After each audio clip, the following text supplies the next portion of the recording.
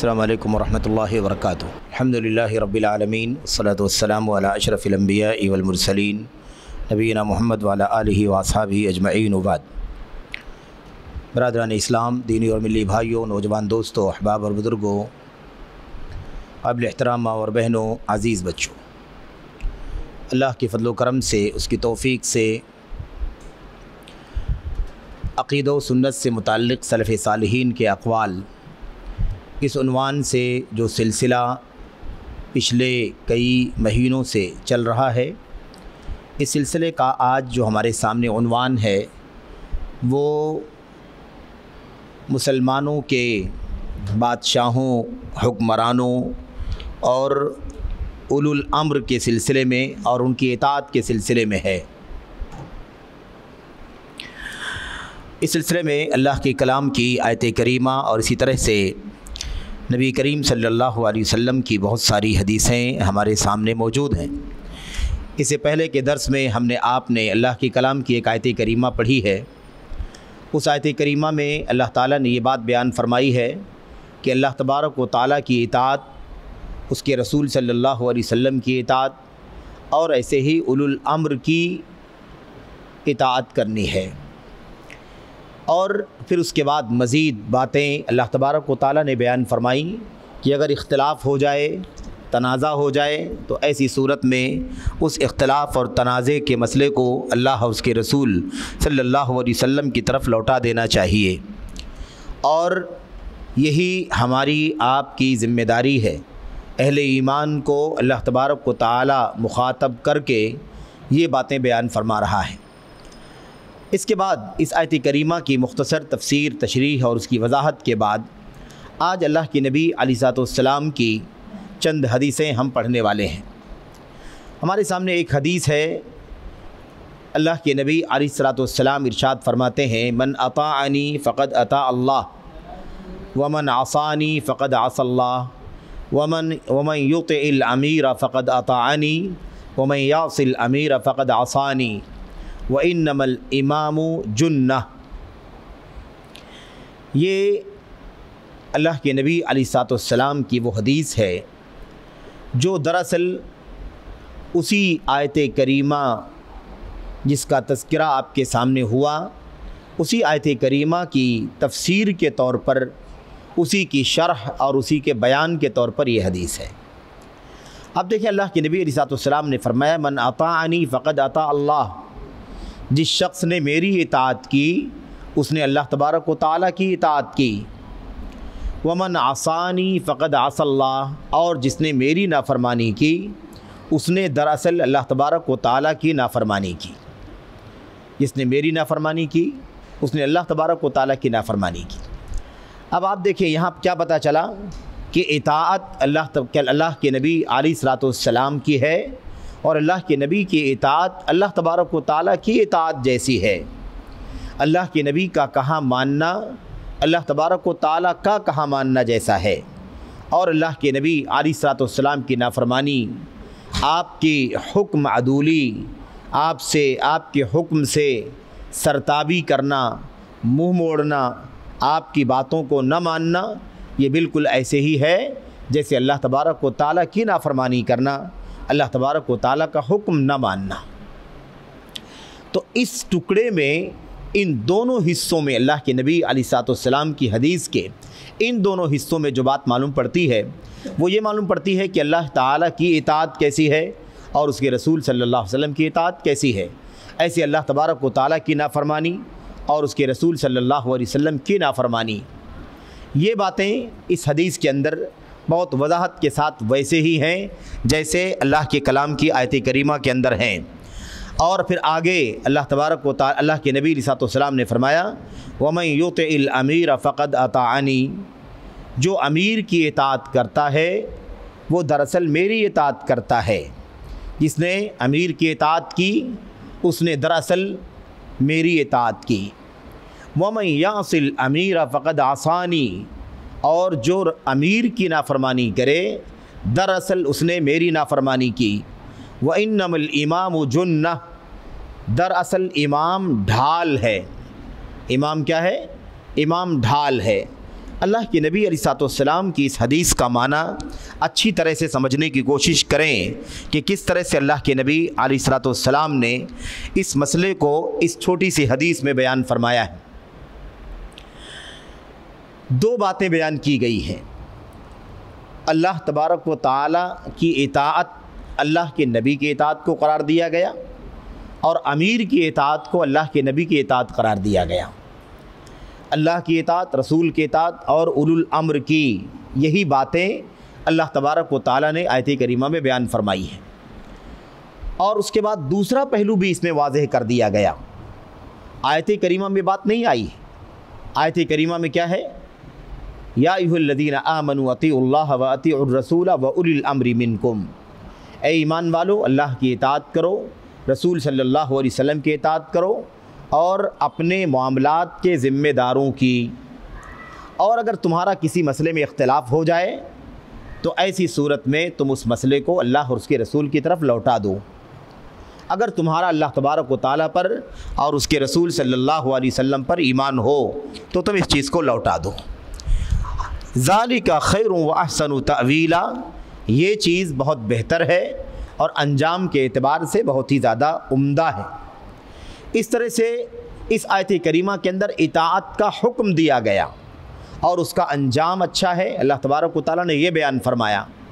लेकिन ये पहलू इस आयत करीमा में ज़िम्नन तो शामिल है कि अगर इताअत न की जाए तो अंजाम क्या होगा, नाफरमानी की जाए तो अंजाम क्या होगा।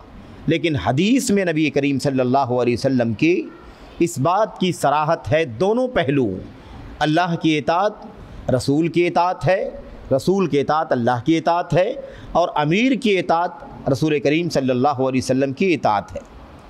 और अल्लाह के रसूल सल्लल्लाहु अलैहि वसल्लम की नाफरमानी अल्लाह तबारक व तआला की नाफरमानी और रसूल करीम और अमीर की नाफरमानी अल्लाह के नबी सल्लल्लाहु अलैहि वसल्लम की नाफरमानी है। बात बहुत ही वाज़ेह अंदाज में अल्लाह के नबी ने फरमा दी। आप सोचिए, इताअत और मासियत यानी कहा मानना और न मानना, इसका ज़ाब्ता शरीयत के अंदर क्या है?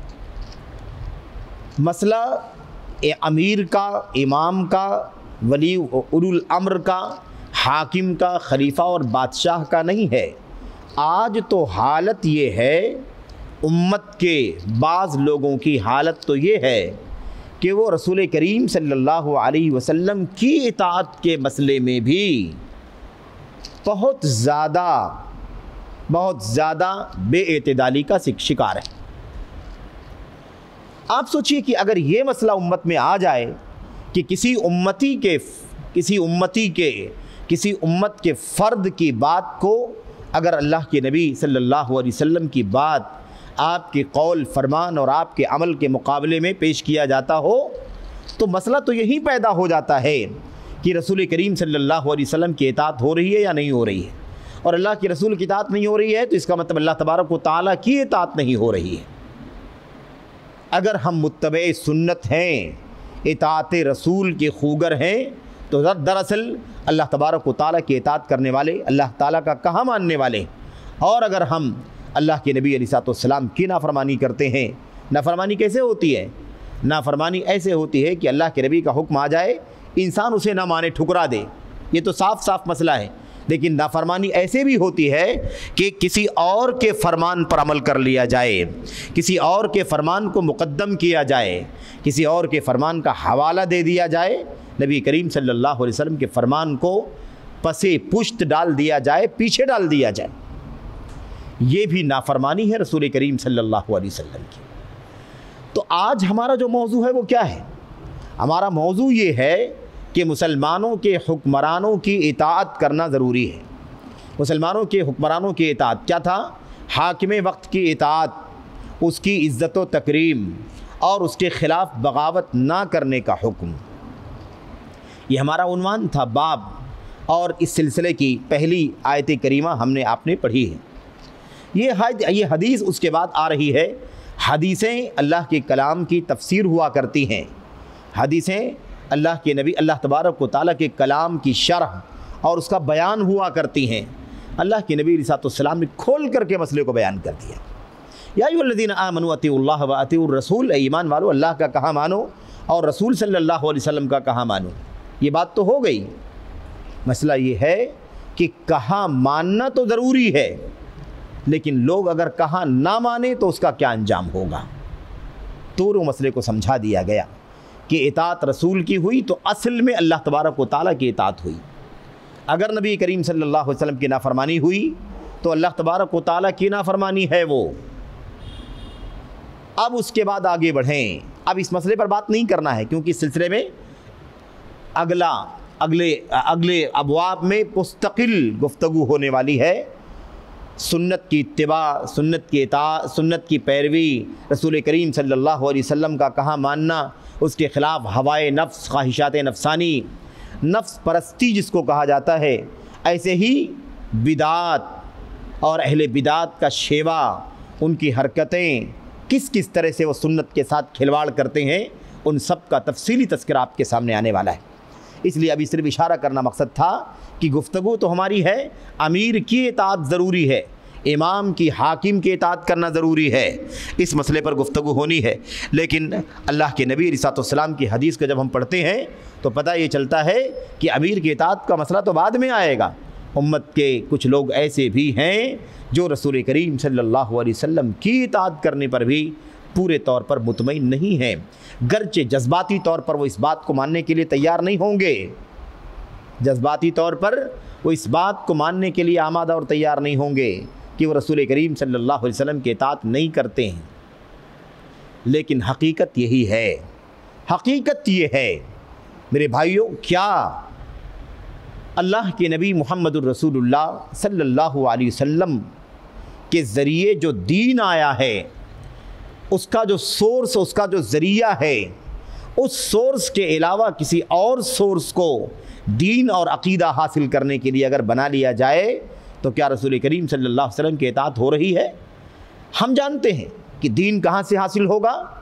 कुरान से, अल्लाह के नबी अलैहिस्सलाम की सुन्नतों से। कुरान और सुन्नत की फ़हम कहाँ से हासिल होगी? नबी करीम सल्लल्लाहु अलैहि वसल्लम के सहाबे किराम से। लेकिन आज अगर कोई दीन के हासिल करने का सोर्स कश्फ और करामात को बना ले, दीन हासिल करने का सोर्स ख्वाब को बना ले, दीन हासिल करने का सोर्स इल्हाम को बना ले, तो इसका मतलब क्या ये नहीं है, क्या इसका ये मतलब नहीं है कि वो नबी करीम सल्लल्लाहु अलैहि वसल्लम की इताअत जैसे करनी चाहिए वो नहीं कर रहा है? अगर कोई शख्स किसी उम्मती को इस तरह से फॉलो करना शुरू कर दे कि अगर उसके सामने कोई अल्लाह के नबी का फरमान आ जाए तब भी वो उस उम्मती की बात को छोड़ना गवारा न करे। नबी करीम सल्लल्लाहु अलैहि वसल्लम ने किसी बात से मना कर दिया है, लेकिन किसी उम्मती से ऐसा वाबस्ता हो चुका है कि अब वो उसकी बात के सामने नबी करीम सल्लल्लाहु अलैहि वसल्लम की ममानात को, आपकी रुकावट को तस्लीम करने को तैयार नहीं है। क्या ये नबी करीम सल्लल्लाहु अलैहि वसल्लम की इताअत के ख़िलाफ़ नहीं है? अंधी तकलीद करने वाले हमारे वो भाई जो अंधी तकलीद करते हैं, कुरान की आयत आ जाए कोई बात नहीं, सुन्नत की बात आ जाए कोई बात नहीं, हमने जिसको अपना पेशवा, अपना इमाम, अपना कुदवा बना रखा है, हम जिसके मसलक से वाबस्ता हो गए हैं, हम उससे बाहर नहीं निकल सकते। और मेरे भाइयों, इस मसले पर भी बात होगी अच्छी तरह से इंशाअल्लाह तबारक व तआला, लेकिन मैं एक दो बातों की तरफ इशारा करके बात को आगे बढ़ा देता हूँ।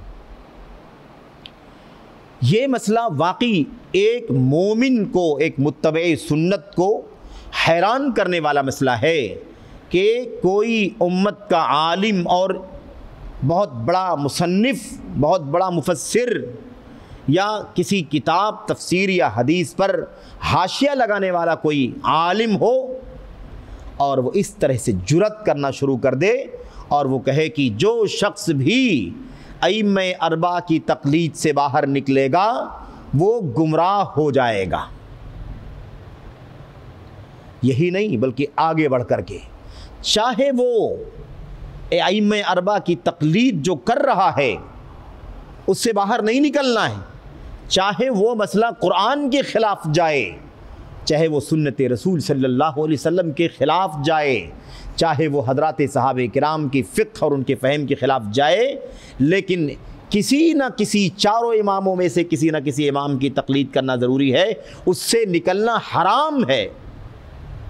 अगर कोई शख्स अइम्मे अरबा की तकलीद से निकल गया तो वो दीन इस्लाम से खारिज हो जाएगा। इस तरह की जुर्रत करने वाले मुसन्निफीन भी मेरे भाइयों मौजूद हैं। आप बताइए, तफसीर की एक मुख्तसर तफसीर की एक किताब है जिसको जलालैन के नाम से जाना जाता है। किस नाम से? तफसीरुल जलालैन। ये जलालैन तस्निया है, दो जलाल। असल में दो मुसन्निफीन ने इस किताब को लिखा है तफसीर की। एक है जलालुद्दीन महल्ली और दूसरे हैं जलालुद्दीन सुयूती। इन दोनों मुसन्निफीन ने मिल करके ये कुरान की तफसीर लिखी है। एक लिख रहे थे एक साहब, और उनकी वफ़ात हो गई 15 पारे के बाद और उसे मुकम्मल नहीं कर सके। दूसरे मुसन्निफ आए और उन्होंने क्या किया? उन्होंने बकिया 15 पारे को मुकम्मल किया। ठीक है, तो सूरह बकरा से लेकर के 15 पारा तक एक साहब ने किया, और सूरतुल फातिहा और 15 पारे के बाद 16 पारे से आखिर तक दूसरे मुसन्निफ ने उसकी तफसीर की। खैर, उस तफसील में नहीं जाना है। इमाम जलालुद्दीन महल्ली और इमाम जलालुद्दीन सुयूती का नाम तो सुनते रहते हैं, महल्ली का नाम आपने कम सुना होगा, या हो सकता है कि इत्तेफाक से पहली बार सुन रहे हैं, ऐसा भी हो सकता है। बहरहाल इन दोनों ने मिल करके एक मुख्तसर तफसीर लिखी। तफसीर बिल्कुल मुख्तसर है और आमतौर पर मदारिस के अंदर पढ़ाई भी जाती है। आयत करीमा के जो अल्फाज होते हैं ना, बिल्कुल उतने ही अल्फाज में तफसीर कर देना, यानी बिल्कुल कम से कम अल्फाज में तफसीर करना, यानी आयत करीमा का माना वाज़े करके आगे बढ़ जाना। बहुत तफसीलात और हवाले और ये सब चीज़ों में नहीं पढ़ना, ऐसे मुख्तसर तफसीर है ये। इस तफसीर के ऊपर एक साहबे इल्म ने हाशिया लगाया। किस पर लगाया? वला तक़ूलन्न लिशैइन इन्नी फ़ाइलुन ज़ालिका गदा इल्ला अन यशा इला आखिरिल आया। सूरह कहफ की आयत करीमा है ये। इस आयत करीमा की तफसीर पर जब वो पहुँचे, खलील सावी मालिकी एक नाम है, उन्होंने इस आयत करीमा की तफसीर पर जब वो पहुँचे तो उन्होंने इस पर हाशिया लगाया। हाशिया जानते हैं ना, फूट नोट जो होता है किसी भी किताब के ऊपर बातों को वाज़े करने के लिए या किसी और फ़ायदे के लिए जो फूट नोट लगता है, वो हाशिया जिसको हम कहते हैं। उसके अंदर बड़ी जुर्रत के साथ उन्होंने ये बात लिखी जो मैंने अभी आपके सामने पेश की है कि चारों इमामों में से किसी न किसी इमाम की तकलीद करना ज़रूरी है, उससे निकलना हराम है। चाहे वो मसलक, चाहे वो बात कुरान के ख़िलाफ़ हो तो क्या हुआ, हदीस के ख़िलाफ़ हो तो क्या हुआ, और किसी सहाबी के कौल के ख़िलाफ़ हो तो क्या हुआ। जब कुरान और हदीस की कोई कीमत नहीं है तो सहाबी रसूल के कौल की क्या कीमत हो सकती है? समझ रहे हैं?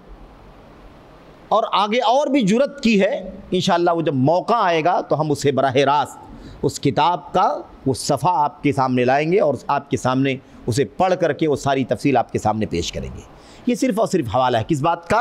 अल्लाह के नबी सल्लल्लाहु अलैहि वसल्लम ने फरमाया, मन अताअनी फ़क़द अता अल्लाह व मन आसानी फ़क़द असल्लाह। जिसने मेरी इताअत की उसने अल्लाह की इताअत की, जिसने मेरी नाफरमानी की उसने रसूल की नाफरमानी की। भला बताओ कि क्या किसी उम्मती को, चाहे वो कितना भी बड़ा चोटी का इमाम और आलिम क्यों ना हो, हम तो इस बात के कायल हैं कुरान और सुन्नत के दलाइल की रोशनी में कि अइम्मे अरबा का मकाम जो भी अपनी जगह पर मकाम है उनका, हमें सराखों पर है वो मकाम मर्तबा, हमें उससे कोई अख्तलाफ नहीं है।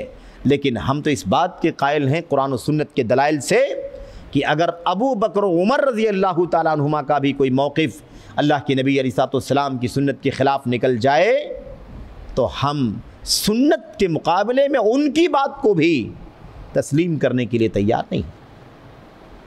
समझ रहे हैं ना? ये मौक़िफ़ कोई हमारा मौक़िफ़ नहीं है कि कोई हम शिद्दत का मौक़िफ़, जारहियत का मौक़िफ़। ये असल मौक़िफ़ है, असल दीन है, असल इस्लाम है, असल शरीयत है। यही हमारे नबी सल्लल्लाहु अलैहि वसल्लम के सहाबा का भी मौक़िफ़ था। ये मौक़िफ़ अबू बकर सिद्दीक़ रज़ी अल्लाह ताला अन्हु, उमर बिन ख़त्ताब की जो मिसाल आपके सामने पेश की गई, बतौर इशारा हज़रत अब्दुल्लाह इब्न अब्बास रज़ी अल्लाह ताला अन्हु ने बड़ी सराहत से ये बात फरमाई थी कि हदीस रसूल के मुकाबले में तुम अबू बकर उमर का नाम ले रहे हो, ख़तरा है कि आसमान से पत्थरों की बारिश ना हो जाए। मुझे डर है, अंदेशा है कि ऐसा करने वाले हिलाक ना हो जाएं। ये हमारा मौक़िफ़ है। अब अगर कोई आदमी खड़ा करता है अल्लाह के नबी अलैहिस्सलाम के सामने, किसी उम्मती को खड़ा करता है, अइम्मे अरबा अबू हनीफ़ा, मालिक, शाफ़ी, अहमद बिन हम्बल रहमतुल्लाहि अलैहिम अजमईन में से किसी को खड़ा करता है, तो आप बताइए कि क्या वो मन युतिइर रसूल फ़क़द अता अल्लाह, मन अताअनी फ़क़द अता अल्लाह, जिसने रसूल की इताअत की उसने अल्लाह की इताअत की, जिसने मेरी इताअत की उसने अल्लाह की इताअत की। ये मौक़िफ़, ये स्टैंड, ये तरीक़ा जो चल रहा है अल्लाह की कलाम की आयत के मुकाबले में, अल्लाह के नबी अलैहिस्सलाम की हदीस के मुकाबले में, आप क्या समझते हैं? क्या ये रसूल करीम सल्लल्लाहु अलैहि वसल्लम के इताअत का हक़ दिया जा रहा है या पामाल किया जा रहा है? बिल्कुल बरअक्स अल्लाह के नबी ने दूसरे पहलू को भी समझाया, वमन आसानी फ़क़द आसल्लाह, जिसने मेरी नाफरमानी की उसने अल्लाह की नाफरमानी की। मामूली समझते हैं लोग कि अल्लाह के नबी अलैहिस्सलाम की नाफरमानी का माना क्या होता है। अल्लाह के नबी की नाफरमानी अल्लाह की नाफरमानी है, इसलिए कि अल्लाह के नबी कोई भी बात अपनी तरफ से नहीं कहते। जो कुछ भी वो कहते हैं वो अल्लाह तबारक व तआला की तरफ से वही हुआ करती है, जो अल्लाह ताला की तरफ से उनकी तरफ उतारी जाती है, उन्हें पहुँचाई जाती है। तो ये हालत है उम्मत की। आज आपको कितने ऐसे मसाइल मिलेंगे, कितने ऐसे मसाइल जिन मसाइल में लोग बड़ी जुर्रत के साथ अइम्मा का हवाला दे करके सुन्नतों को रौंद करके आगे निकल जाते हैं। सुन्नतों की तावील करना गवारा, बल्कि कायदा बना लिया लोगों ने। बाज़ मसलक परस्तों ने तो क्या बना लिया, जुमूद और तातुल, हद से ज़्यादा असबियत मसलक की जिन लोगों ने के यहाँ मौजूद है, ऐसे लोगों ने कायदा बना लिया कि कोई भी हदीस हमारे मसलक के ख़िलाफ़ आए, कोई भी आयत हमारे मसलक के ख़िलाफ़ आए, उसकी तावील करेंगे, उसको मनसूख मानेंगे। उसकी तावील करेंगे, उसको मनसूख मानेंगे। आयत आई हमारे मसलक के ख़िलाफ़, आयत की तावील करेंगे, कोई और माना खींच करके निकालेंगे उसका।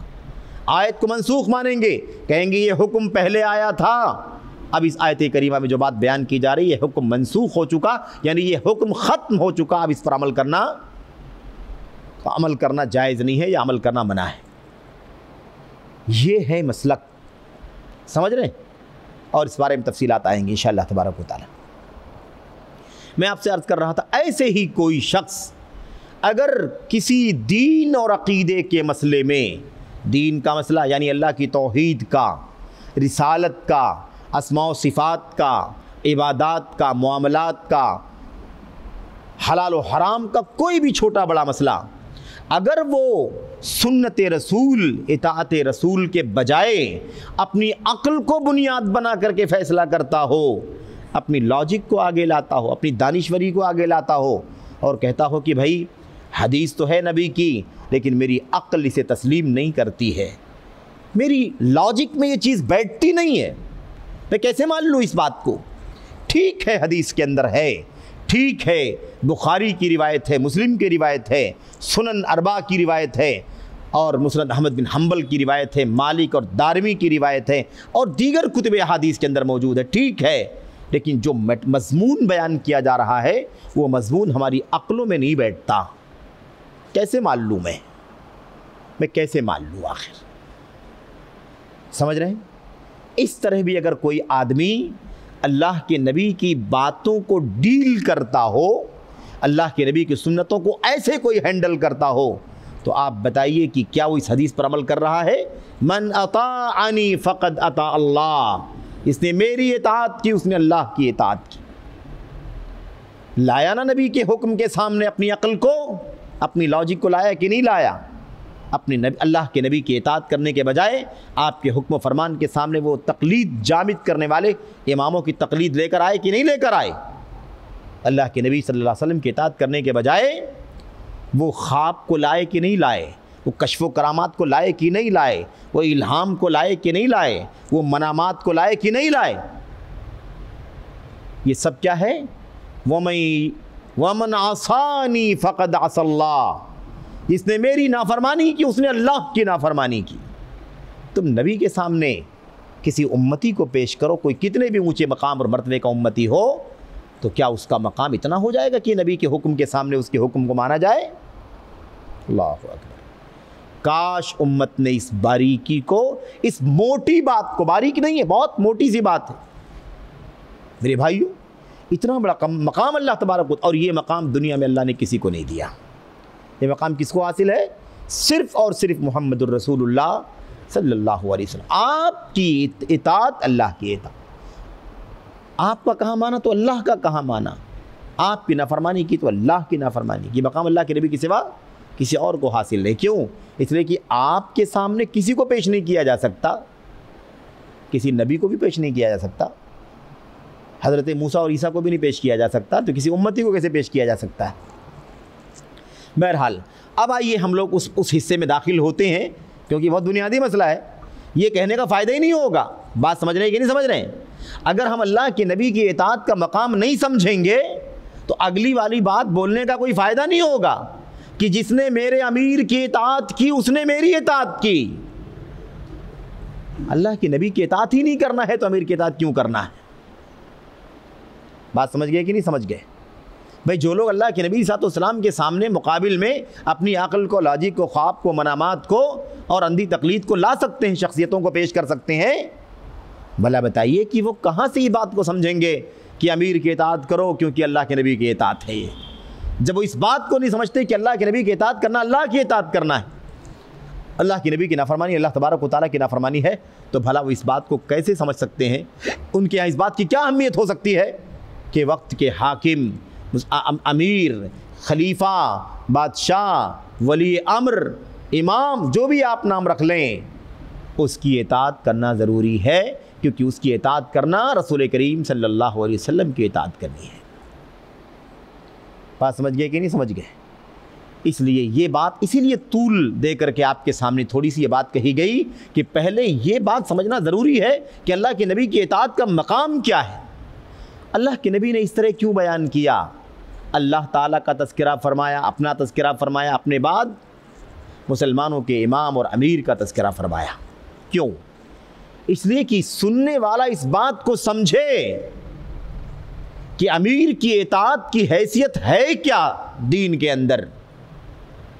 अब लोग बहुत सारी बात करेंगे, अमीर ऐसा हो तो आप कहते हैं अमीर की इताअत होनी चाहिए, अमीर की इताअत होनी चाहिए, अमीर का कहाँ मानना चाहिए, अमीर का कहाँ मानना, अल्लाह के नबी का कहाँ मानना है, अल्लाह के नबी का कहाँ मानना, अल्लाह का कहाँ मानना है।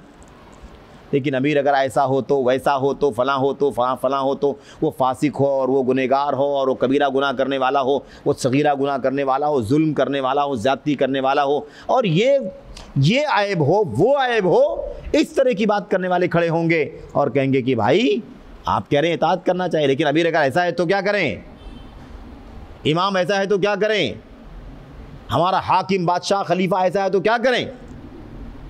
क्या फिर भी उसकी बात को आंख बंद करके मानते चले जाएं? इसलिए कि उसकी इताअत करना अल्लाह के रसूल की इताअत करना है और उसकी नाफरमानी करना रसूल करीम सल्लल्लाहु अलैहि वसल्लम की नाफरमानी करना है। इस तरह का लोग सवाल करने के लिए खड़े होंगे।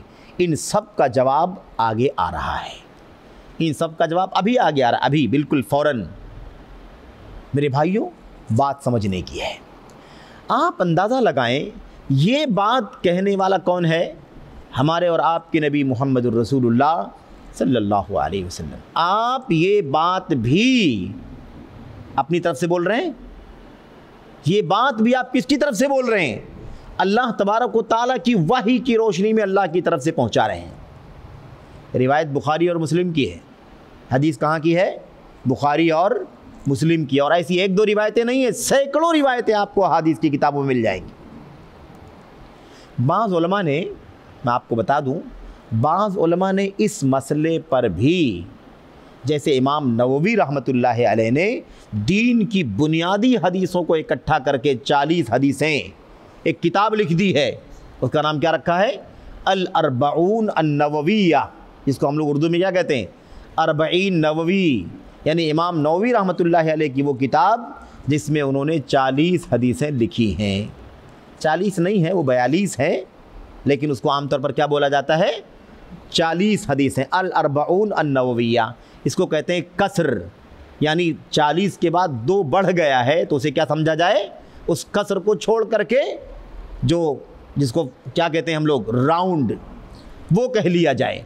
फिर उसमें 8 हदीसों का और इजाफा करके 8 हदीसों का और इजाफ़ा करके इमाम इब्ने रजब अल-हम्बली रहमतुल्लाह अलैह ने, इमाम इब्ने रजब हम्बली रहमतुल्लाह अलैह ने, जो छोटी के इमाम और आलिम हैं और इब्ने रजब रहमतुल्लाह अलैह उन उलमा में से एक हैं जिन्होंने सही बुखारी की शरह लिखी है।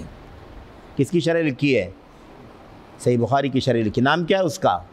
नाम वही है जो हाफिज़ इब्ने हजर रहमतुल्लाह अलैह की शरह का नाम फ़तहुल बारी।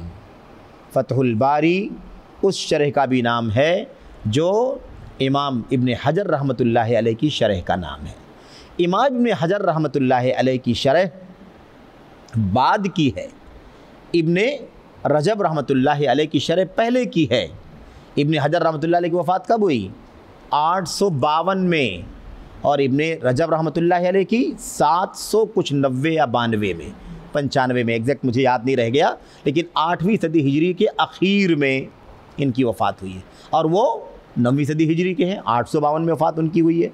बहरहाल तो इमाम इब्ने रजब ने जैसे 42 हदीसों में 8 मिला करके 50 हदीसें इकट्ठा कर दी, उसका नाम क्या रखा? जामिउल उलूमी वल हिकम। जामिउल उलूमी वल हिकम। इस तरह से बहरहाल मैं कह रहा था कि बाज़ उलमा ने इस मसले पर भी 40 हदीसों को इकट्ठा किया है जो बहुत ही नुमायाँ हदीसें हैं। 40 हदीसें किस बारे में? मुसलमानों के इमाम, मुसलमानों के हाकिम, मुसलमानों के बादशाह और ख़लीफ़ा और अमीर, इसकी इताअत करने के सिलसिले में अल्लाह के नबी अलैहिस्सलाम की क्या तालीमात हैं, क्या हिदायत। ठीक है, इस तरह से भी किताबें लिखी गई हैं। खैर, तो ये मुख्तसर तौर पर। अब आखिर में एक जुमला और है, वो जुमला भी पढ़ लें फिर आगे बढ़ते हैं। अल्लाह के नबी अलैहिस्सलाम ने आखिरी वाले टुकड़े पर कि जिसने मेरे अमीर की इताअत की, मेरी इताअत की, और ऐसे आखिर में क्या फरमाया? जिसने मेरे अमीर की नाफरमानी की उसने मेरी नाफरमानी की। और आखिर में अल्लाह के नबी ने फरमाया वल व इन्नमल इमामु जुन्ना। और एकदम बात अच्छी तरह से समझ लेना, क्या फरमाया? यकीनन इमाम जो है वो क्या है? जुन्ना, ढाल है। इमाम क्या है? ढाल है। ढाल किसे कहते हैं भाई? ढाल कहते हैं उस आले को, उस सामान को जिस पर तलवार की ज़र्ब को रोका जाता है। कोई शख्स सामने तलवार चला रहा हो, हमला कर रहा हो, तो उसकी तलवार की मार को रोकने के लिए, ताकि आपके जिस्म पर ना पड़े, उसका वार आपके जिस्म पर ना आए, उसके लिए जो आला इस्तेमाल किया जाता है उसका नाम क्या है? उसको ढाल कहते हैं। उर्दू में ढाल और अरबी में जुन्ना।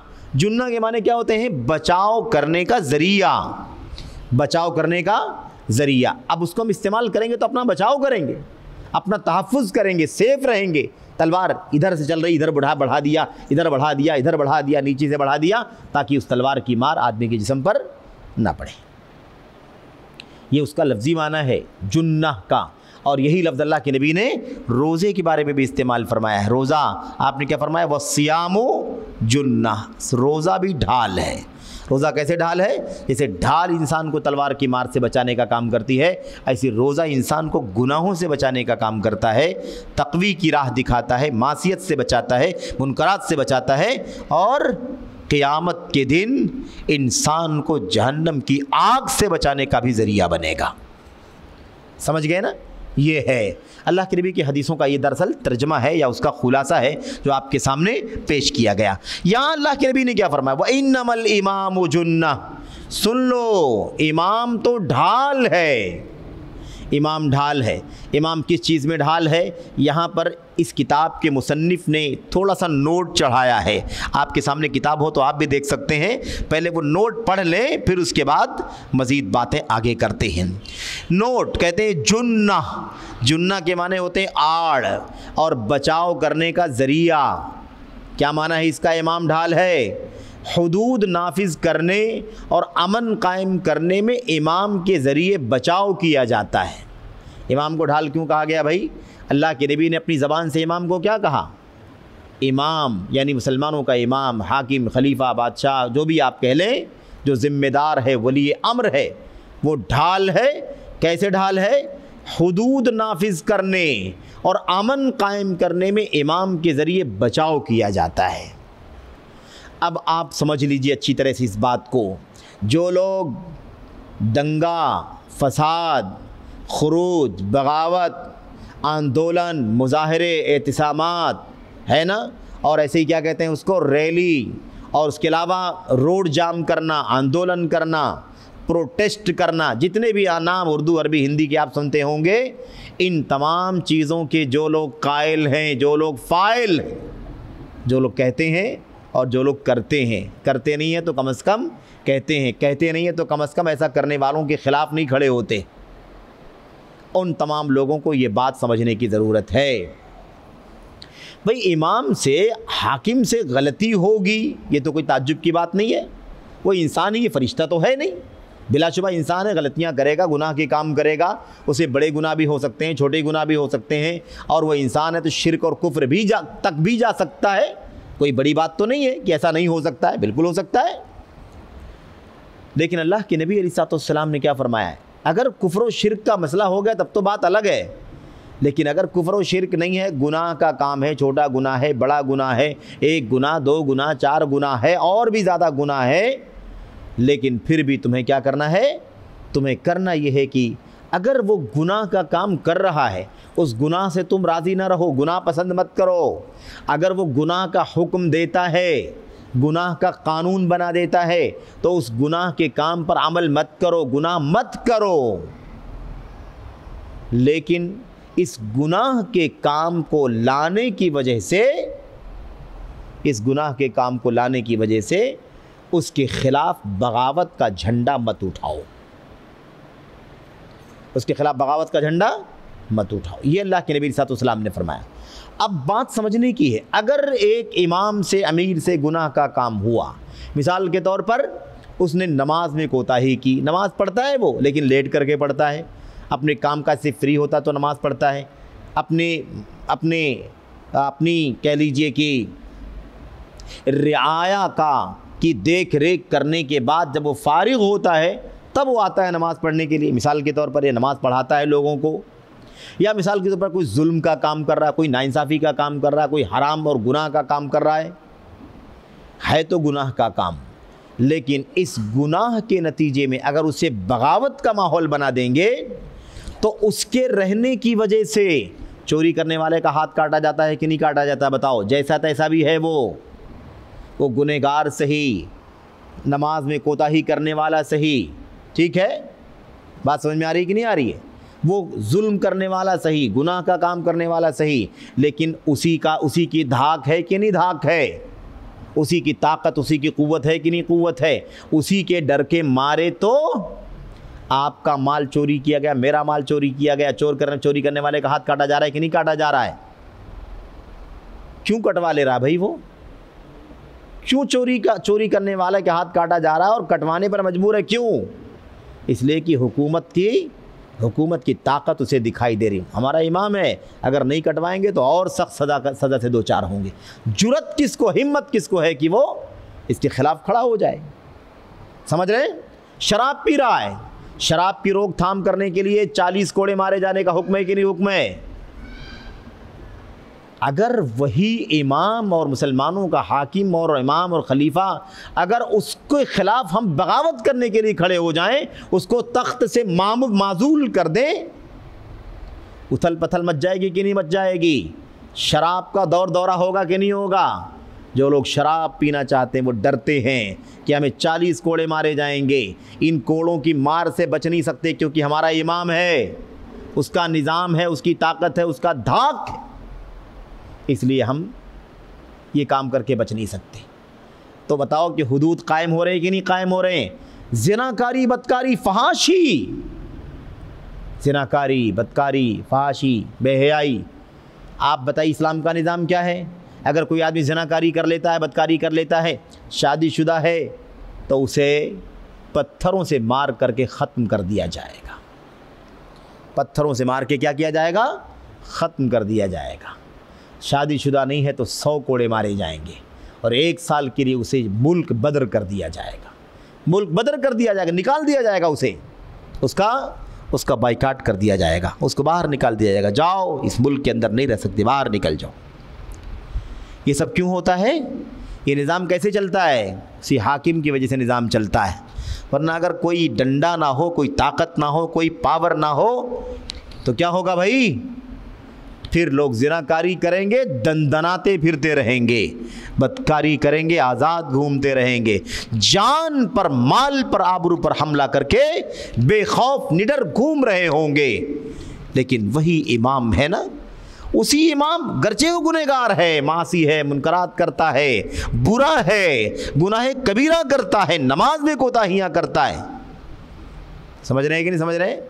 चाहे थोड़ी देर के लिए वो खुद शराब पीता है, बदकारी भी करता है, मिसाल के तौर पर, तो भी उसी की चलती है कि नहीं चल रही है? सारी दुनिया जानती भी हो कि आदमी गुनाह का काम कर रहा है, लेकिन फिर भी उसको पता है कि हुकूमत इसी के हाथ में है, निज़ाम इसी का चल रहा है और पूरे मुल्क में इसी की तख्त नशीनी का एतबार है। ये जो हुक्म जारी कर देगा उस हुक्म पर लोग चलना शुरू कर देंगे और हमारी खैर नहीं होगी अगर हमने ज़िनाकारी की, बदकारी की, फांसी की, चोरी किया, डकैती किया तो हमारा अंजाम क्या होगा? हमें सज़ा मिलेगी और हम बच के निकल नहीं पाएंगे। इमाम ढाल बन गया कि नहीं बन गया? बताओ, इमाम ढाल बना कि नहीं बना? निफाज, हुदूद का निफाज, हुदूद की तनफीज़ करने के लिए चोरी की हद, डकैती की हद, दंगा करने की हद, दंगा करने की भी हद है, मुहारबा जिसको कहते हैं दहशत गर्दी, फसाद फैलाना रुए ज़मीन पर, लोगों की जान पर हमले कर रहा है, कोई माल पर हमले कर रहा है, कोई आतंक बचाए हुए है, लोगों के अमन व अमान को गारत कर चुका है। इन्नल्लज़ीना युहारिबूना अल्लाह व रसूलहु व यसअऊना फिल अर्दि फसादा। आयत करीमा लंबी है, उसका मज़मून अलग है, मैं खुलासा बयान करता हूँ कि अल्लाह ने फरमाया कि जो लोग अल्लाह और उसके रसूल से लड़ते हैं, जंग करते हैं और ये ज़मीन में फसाद फैलाते हैं, उनकी सज़ा क्या है? अल्लाह अकबर, उनकी सज़ा बड़ी ख़तरनाक है, बड़ी ख़तरनाक। उनके हाथ पाँव को उल्टा काट दिया जाए। उल्टा काटना समझते हैं ना, बिन खिलाफ, दायां हाथ और बायां पैर और बायां हाथ और दायां, इस तरह से उल्टा काट दिया जाए। और उसके बाद उनकी आँखों में, अल्लाह अकबर, अल्लाह के नबी साथ अल्लाह के कलाम की आयत करीमा के अंदर उसका तज़किरा मौजूद है। और अल्लाह के नबी सल्लल्लाहु ने बाकायदा उनको सज़ा दी थी। क्यों? दंगा किया था भाई। एक जगह ऊँट बंधे हुए हैं, सदक़े के ऊँट बंधे हुए हैं एक जगह। बैतुल माल का निज़ाम था ना नबी करीम सल्लल्लाहु अलैहि वसल्लम के ज़माने में, सदक़े के ऊँट बंधे हुए हैं। नबी करीम सल्लल्लाहु अलैहि वसल्लम का चरवाहा है, उसकी देख रेख कर रहा है, उसकी हिफाजत कर रहा है। क्या हो रहा है भाई? हो ये रहा है कि दंगाई आता है, फसादी आता है, और उसके बाद हथियार के ज़ोर पर क्या करता है वो? हथियार के ज़ोर पर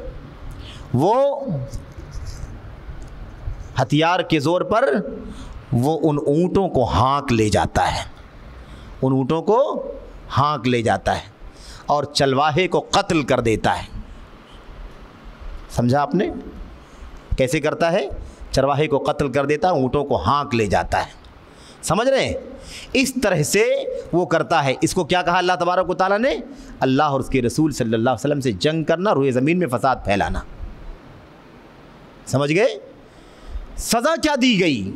अल्लाह के नबी ने बाकायदा ऐसे ही दाएँ बाएँ पैर को काटा, दायाँ हाथ बायाँ पैर और बायाँ हाथ दायाँ पैर, इस तरह से काट करके उन्हें एक चिलचिलाती धूप में फेंकवा दिया। सख्त धूप और रेतीली ज़मीन, कंकरियों वाली, काले पत्थरों वाली ज़मीन, वहाँ पर उन्हें क्या कर दिया गया? फेंक दिया गया। और उसके बाद अल्लाह के नबी सल्लल्लाहु अलैहि वसल्लम ने हुक्म दिया, लोहे की सलाखें गर्म की गईं और उनकी आँखों में सलाई फेर दी गई। सब के सब अंधे हो गए। लोग कहते हैं दहशत गर्दी की तालीम देता है इस्लाम। दहशत गर्दी को मिटाने के लिए इस्लाम आया है। इस्लाम दहशत गर्दी का ख़ात्मा करने के लिए है। किसने कहा कि इस्लाम दहशत गर्दी की तालीम देता है? तो बात समझने की ये है कि अब अल इमामु जुन्ना, अल्लाह के नबी फरमाते हैं इमाम ढाल है, यानी इमाम मुल्क के अंदर, वतन के अंदर, इलाके के अंदर जो अमन व अमान चल रहा है, उसी इमाम की वजह से अमन व अमान चल रहा है। उसके खिलाफ बगावत करके उसको हटा दोगे तो पूरे मुल्क के अंदर अफरा तफरी मच जाएगी, सारा निज़ाम ख़त्म हो जाएगा। लोग जिसको चाहेंगे मारेंगे, जिसको चाहेंगे सताएंगे। कोई बदकारी कर रहा होगा, कोई माल हड़प कर रहा होगा, कोई छीन झपट कर रहा होगा। हर तरह से दुनिया रुए ज़मीन पर क्या फैल जाएगा? फसाद। तो ये इमाम जो होता है ना, इमाम मुसलमानों का, ये क्या है? ये ढाल है, ढाल। दो चीज़ों के लिए ढाल है। एक तो अगर उसकी ताकत ना हो तो कोई भी खड़ा हो जाएगा ना, बोले आपको क्या, आप क्यों बीच में आते हैं? ठीक है, मेरे बच्चे ने चोरी की है, मैं हाथ नहीं कटने दूंगा, आप बीच में नहीं आ सकते। कहेगा कि नहीं कहेगा? एक आदमी ज़िना कर रहा है, उसके लोग इकट्ठा हो गए, कहा ज़िना ज़रूर किया है लेकिन हम हद नहीं कायम होने देंगे इसके ऊपर, इसकी जान नहीं जाने देंगे हम, इस पर कोड़े नहीं बरसने देंगे हम, इसे जलावतन नहीं करने देंगे हम। ठीक है, शराब पी कर आया, 40 कोड़े मारने नहीं मारने देंगे हम। हाथ चोरी करके आया, हाथ काटना चाहिए, हाथ नहीं काटने देंगे। ये कोई हिम्मत करता है? ये कोई हिम्मत नहीं करता। क्यों? इमाम है मुसलमानों का इमाम। तो जो हुदूद कायम की जाती हैं, इन हुदूद के क़ियाम के पीछे कौन सी ताकत है? वही इमाम मुसलमानों का क्या है? ढाल है। उसके बाद दूसरी चीज़ क्या इसके अंदर? शेख जमाल बिन फरहान अल हारिसी ने एक और बात कही है, मुल्क और वतन में अमन व अमान कायम करने के लिए हमारा इमाम क्या होता है? ढाल होता है। जैसे तैसे गुनेगार सही, बदअमल सही, फासिक व फाजिर सही मेरे भाई, लेकिन उसी की वजह से तो अल्लाह तबारक व तआला ने मुल्क और वतन में अमन व अमान कायम कर रहा है कि नहीं कायम कर रखा है? अगर वो ना रहे तो अमन व अमान बाकी बचेगा? तबाही मच जाएगी। जान के ख़तरे, माल के ख़तरे, आबरू के ख़तरे, मुक़द्दसात मुसल्लमात पामाल कर दिए जाएंगे। ये क्यों होता है? इसीलिए कि मुसलमानों का एक इमाम है। अल्लाह के नबी सल्लल्लाहु अलैहि वसल्लम ने फरमाया, वल इमाम जुन्नह, इमाम ढाल है। यही एक लफ्ज़ अगर समझ लेते, वो ख़वारिज जिन्होंने दुनिया में रुए ज़मीन में सबसे बड़ा फसाद फैलाया और सबसे पहले रुए ज़मीन में फसाद फैलाया, यही नुक्ता वल इमाम जुन्ना अगर वो हमारे इख्वानी समझ लेते, कुतबी समझ लेते, सुरूरी समझ लेते, और मेरे भाइयों और जो उनके रास्ते पर चलने वाले लोग हैं वो समझ लेते कि अल्लाह के नबी की ज़बान से जुमला क्यों निकला। वल इमाम जुन्ना का माना क्या होता है? इमाम ढाल है, ये अल्लाह के नबी ने क्यों फरमाया है। अगर ये मसला समझ लेते तो मैं समझता हूँ कि कोई भी दंगा, कोई भी फसाद, मुसलमानों के इमाम के ख़िलाफ़ बगावत, उसकी बुराइयाँ, उसको गाली देना, उसके ख़िलाफ़ उकसाना भड़काना, उसके ख़िलाफ़ लोगों के दिलों में नफ़रत पैदा करना, उस पर लानत मलामत करना, इन सारे कामों से बाज आ जाते। और माफ़ कीजिएगा, खारजियत कई दर्जात के साथ दुनिया के अंदर मौजूद है। खारजियत कई दर्जों में, कई लेवल की खारजियत है। एक तबका जो दंगा करता है, मारपीट करता है, फसाद फैलाता है, जैसे ISIS वाले हैं, दाइश वाले मिसाल के तौर पर, समझ रहे हैं ना, ये सबसे करीबी मिसाल है। और बहुत सारी मिसालें हो सकती हैं, लेकिन सबसे करीबी मिसाल कौन सी है? ISIS की मिसाल है। ये दंगा, फसाद, आतंक, इजराम क्या नहीं किया इन लोगों ने। यही लोग जो दंगा फसाद करने के लिए बाकायदा हथियारों के साथ मैदान में आ जाते हैं, जाने ले रहे हैं, माल ज़ाय कर रहे हैं, है ना, आग लगा रहे हैं और ब्लास्ट कर रहे हैं, और मतलब जिसको कहते हैं खुदकुश धमाके, ये सब करने को जायज़ समझते हैं। ऐसे ही मेरे भाइयों, सिर्फ यही खारजी नहीं है, सिर्फ यही खारजी नहीं है, वो भी खारजियत की राह पर हैं जो मैदान तक बाहर निकल कर के तो तलवार हथियार इस्तेमाल नहीं करते, लेकिन तलवार हथियार इस्तेमाल करने के लिए लोगों को उकसाते और भड़काते हैं और जन्नत की जमानत तक देने को तैयार हो जाते हैं। इस मसले में आगे जाओ, बढ़ो, मैं ज़मानत देता हूं कि तुम कभी नाकाम नहीं होगे।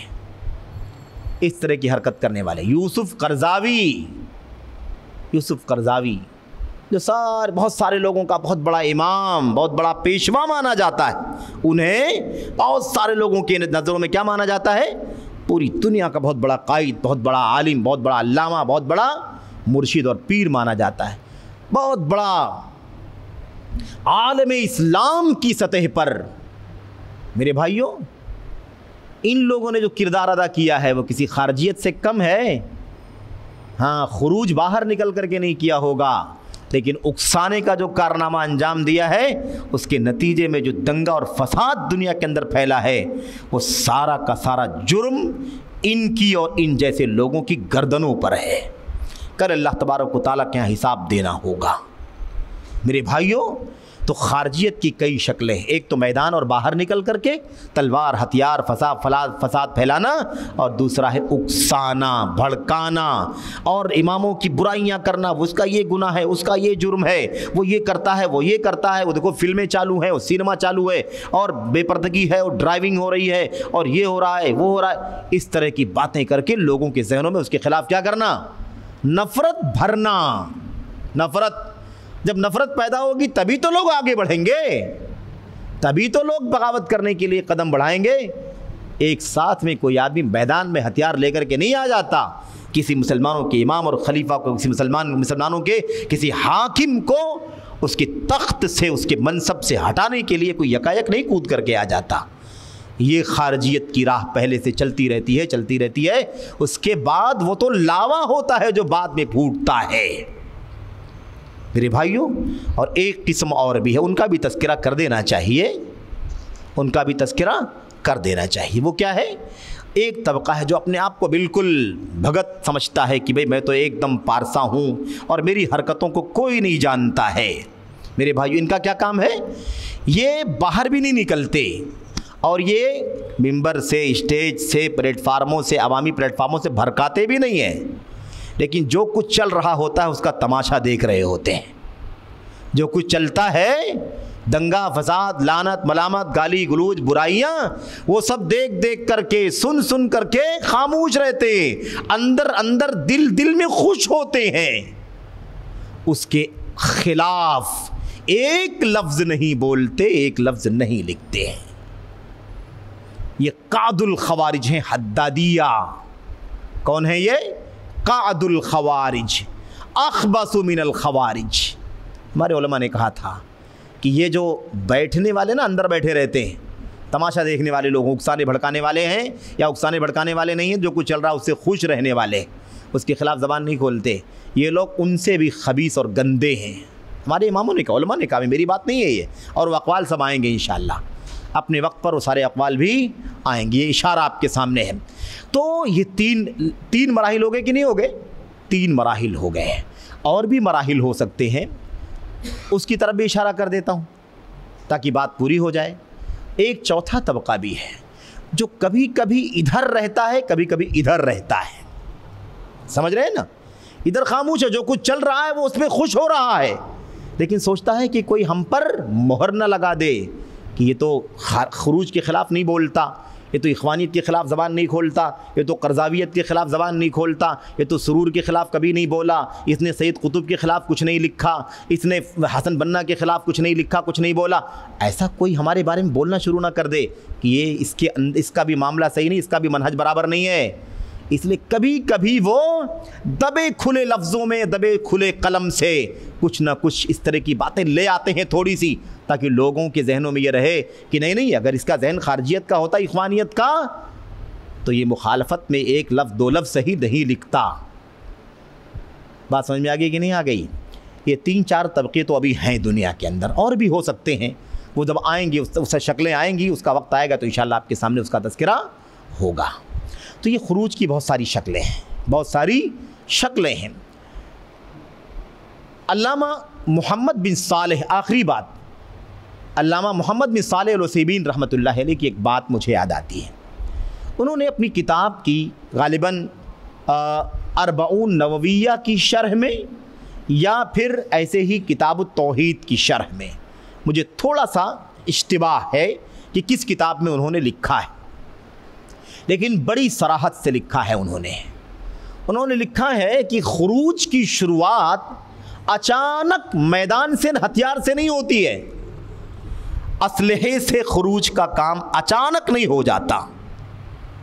ये तो आखिरी मरहला है, ये तो लास्ट में इसकी नौबत आती है, जब धीरे धीरे धीरे धीरे धीरे जहन मुकद्दर हो जाता है, दिल नफरत से भर जाते हैं और अच्छाइयाँ भी बुराइयाँ दिखाई देने लगती हैं। अच्छाइयाँ भी क्या लगती हैं? बुराइयाँ लगती हैं। हसनात भी मुनकरात लगते हैं। कितना भी अच्छा कारनामा कोई पेश कर दे, लेकिन उनकी दिमाग में वो अच्छाइयाँ नहीं बैठती। भाई सऊदी अरब के हुक्मरान ठीक है, वो गुनहगार हैं, मासी मुनकरात वाले हैं, मासूम नहीं है, कोई उन्हें मासूम नहीं कहता, हम भी मासूम नहीं कहते। जो गुनाह है वो गुनाह है, जो गलत है वो गलत है। इल्ला मन रज़िया व ताबा, अल्लाह के नबी ने फरमाया मुजरिम वो है जो सारे गुनाहों से राज़ी और खुश हो और उसको फॉलो करता हो। ना हम उससे राज़ी हैं, ना खुश हैं, ना उसको हम फॉलो करते हैं, गलत को गलत बोलते हैं और कोई सपोर्ट नहीं करते। लेकिन उसूलों को बताना चाहते हैं कि इस तरह की कमियों की बुनियाद पर बगावत का झंडा उठाना, उकसाना, भड़काना, ये नबी करीम सल्लल्लाहु अलैहि वसल्लम की सुन्नत नहीं है। इसका अंजाम उससे कहीं ज़्यादा बुरा होगा जो उसके गुनाहों की वजह से आप समझते हैं।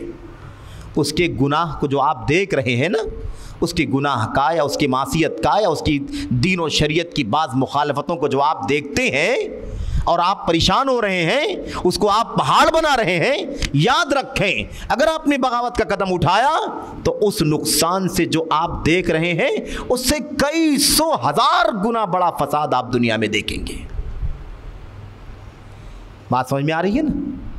इसीलिए क्या कहते हैं मसला ये नहीं है, मसला ये है कि ये जो खुरूज और बगावत का मसला है, ये धीरे धीरे धीरे धीरे नफ़रत, अदावत, दुश्मनी, गाली गलूज, अच्छाइयाँ दिखाई नहीं देती, अच्छाइयों को भी बुराइयाँ बना करके लोग पेश करते हैं।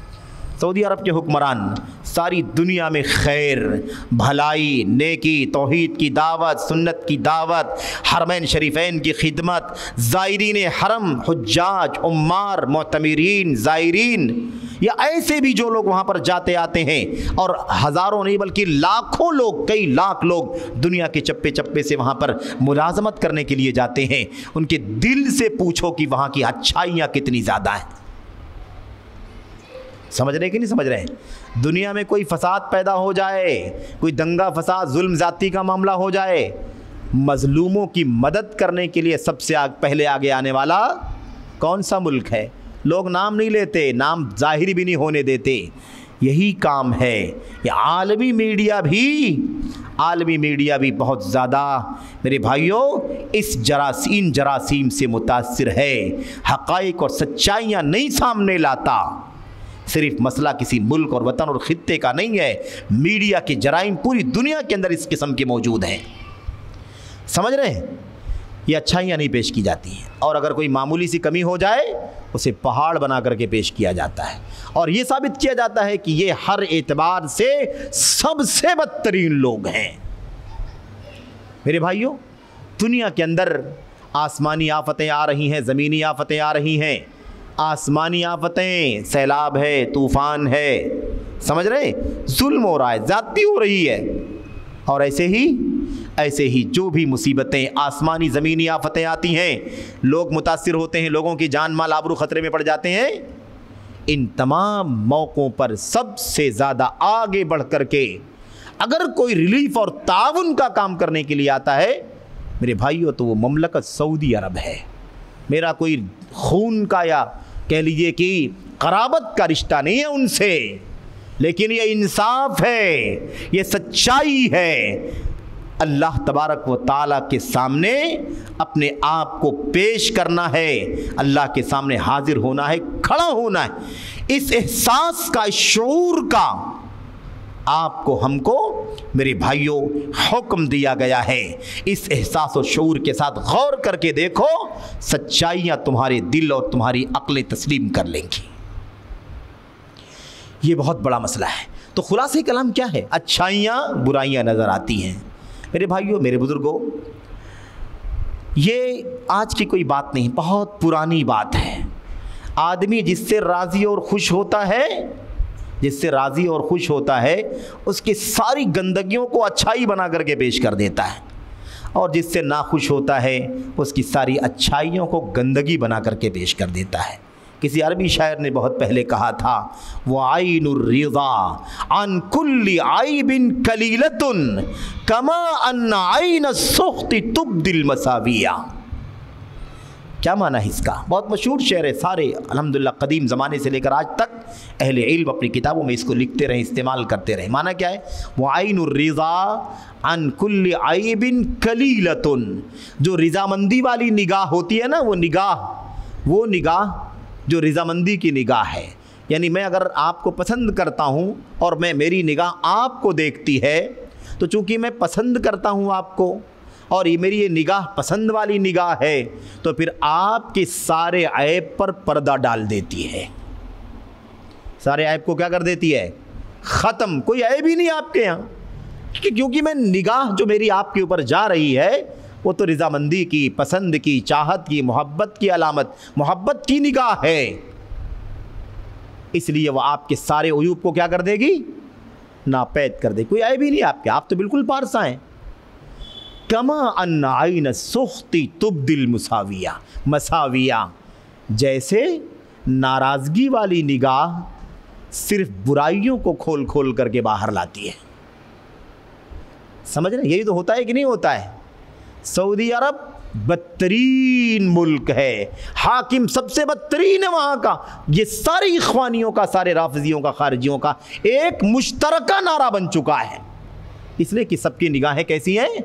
सबकी निगाहें नाराज़गी वाली निगाहें। सब ने बना लिया है, दुश्मन अपना समझ रखा है उसे। सच्चाइयाँ, अच्छाइयाँ, हकीकतें कोई देखने मानने को तैयार नहीं है। लेकिन तुर्किया भाई, हाँ, रजब तैयब अर्दोगान को पूरी दुनिया का हाकिम और खलीफा मनवाने के लिए लोग तैयार हैं। उनकी भी हुकूमत को देख लो, वहाँ उस मुल्क का भी जायज़ा देख लो, वहाँ ईमान देख लो, वहाँ ईमान देख लो, वहाँ अक़ीदा देख लो, वहाँ सुन्नत देख लो, वहाँ अच्छाइयाँ देख लो, वहाँ अखलाक देख लो, किरदार देख लो। ज़रा कुछ तो आँखें खोलो इंसाफ की, तो आपको समझ में आएगा। बहुत बड़ा मसला है ये, बहुत पेचीदा मसला है। मैं दूसरी तरफ ज़रा ज़रूर चला गया, लेकिन मौजू वही चल रहा है। क्या? आखिरी टुकड़ा, वल इमामु जुन्नतुन। इमाम क्या है? इमाम ढाल है। इमाम जब तक है सारी कमियों, सारी गुनाहों, सारी कोताहियों, सारे फिस्को फुजूर के साथ भी वो है तो अमन है, वो है तो हुदूद कायम हो रहे हैं, वो है तो चोर का हाथ काटा जा रहा है, वो है तो ज़िनाकार को रजम किया जा रहा है, वो है तो गैर शादीशुदा जानी को कोड़े मारे जा रहे हैं, वो है तो शराब पीने पर रुकावट है, कोड़े मारे जा रहे हैं, वो है तो चोरी करने वाले का हाथ काटा जा रहा है, वो है तो दंगा फसाद करने वालों को सज़ा दी जा रही है। अगर वो नहीं रहे, हम बगावत करके उथल पथल कर दें मुल्क का मामला, तो फिर ये कोई भी, ये जान माल आबरू कोई भी महफूज नहीं रहेंगे। इसीलिए इमाम, खैर बात लंबी हो जाएगी, किसी और मौके पर बात करेंगे। हमारे असलाफ कहते थे अगर अल्लाह ताला की तरफ से हमें बता दिया जाए कि आपकी सिर्फ एक दुआ कबूल होगी। कितनी दुआ कबूल होगी भाई? आपको सिर्फ एक दुआ, आपको जितना भी मांगना है आप मांगें, लेकिन आपकी एक दुआ कबूल होने वाली है। अब आप मुंतखब करें कि आप उस एक दुआ में कौन सी चीज़ मांगेंगे।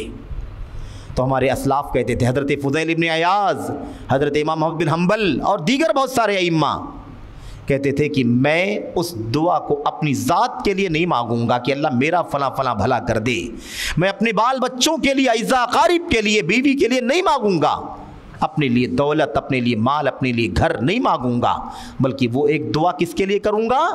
अपने मुल्क के हाकिम और इमाम के लिए करूंगा कि अल्लाह तबारक व तआला उसके हक़ में दुआ कबूल फरमा ले, उसे नेक बना दे, उसे अच्छा बना दे, उसे सलामत रख, उसकी बालादस्ती रहे, उसकी क़ियादत रहे। इसलिए कि उसकी मुझे माल मिल जाएगा, मुझे फ़ायदा होगा, मेरे बाल बच्चों को आसानी होगी तो मेरे बाल बच्चों तक वो आसानी रहेगी। लेकिन अगर वो दुआ मैं अपने इमाम के लिए करूँगा और वो दुआ उसके हक़ में कबूल हो जाएगी, तो सारा मुल्क, अल्लाह के सारे बंदे, सारी रियाया, सारे हैवानात, चरिंद परिंद, सब के लिए, पूरे मुल्क और वतन के लिए और सारे इंसानों के लिए राहत और अमन का सबब बन जाएगा। इसलिए अगर मुझे एक दुआ की कबूलियत का पता चल जाए तो मैं किसके लिए करूँगा? लजालतुहा फिल इमाम, वो दुआ मैं किसके लिए करूँगा? अपने हाकिम और इमाम के लिए करूँ। ये हमारे असलाफ का तरीक़ा था। और ये दूसरा पहलू जो अभी आपने सुना वो किसका तरीक़ा था? वो ख़वारिज का तरीक़ा है, जो अलग अलग नामों से, अलग अलग सरगर्मियों से, अलग अलग पर्दे के साथ लोगों के सामने आते हैं। और ये कोई नई बात नहीं है। अल्लाह के नबी ने फरमाया था कई बार ये आए हैं, इनका सर कुचला गया, फिर सर उठाते हैं, फिर कुचले जाते हैं, फिर सर उठाते। कुल्लमा ज़र्रा कर्नुन, जब भी कोई सींग उठती है उसे दबा दिया जाता। फिर दसियों बार ऐसा हो चुका है और आगे भी होता रहेगा। हमें चाहिए कि हम अक़ीदा व सुन्नत से मुताल्लिक़ सलफ़ सालिहीन के अक़वाल व फ़रमूदात, इस ज़िम्न में हम इन उसूलों को समझें जो कुरान की आयत में, अल्लाह के नबी की सुन्नत में और हज़रात सहाबे किराम और असलाफ़ की सीरत के अंदर मौजूद है। अल्लाह ताला मुझको, आपको, सबों को ये बातें समझने की तौफ़ीक़ अता फ़रमाए और इस मसले को सीरियस लेने की तौफ़ीक़ अता फ़रमाए। बहुत सारे लोग इस चीज़ को अहमियत नहीं देते, सीरियस नहीं लेते इस चीज़ को, जबकि ये चीज़, ये कोई ज़ाती मसला नहीं, इनफरादी मसला नहीं है, ये पूरे मुल्क व मिल्लत और बल्कि पूरी दुनिया के अमन व अमान का इससे ताल्लुक़ है। अल्लाह ताला हमें और आपको खैर की तौफ़ीक़ अता फ़रमाए, हर तरह की शर से बचने की तौफ़ीक़ बख्शे। आमीन रब्बल आलमीन। व सल्लल्लाहु वसल्लम व बारक अला नबीना मुहम्मद व अला आलिहि व सहबिहि अजमईन। वस्सलामु अलैकुम व रहमतुल्लाहि व बरकातुहू।